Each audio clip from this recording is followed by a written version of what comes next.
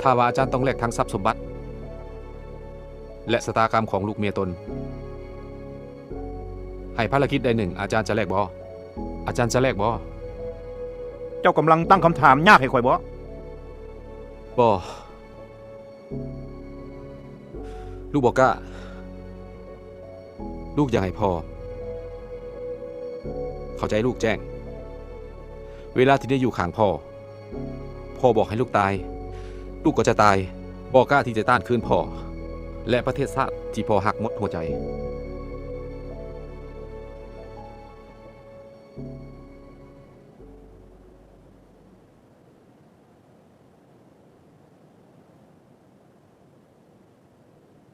เจ้ามีความกินแหนงเมื่อมีคำสัมบานขึ้นแล้วนั่นบ่โดยบ่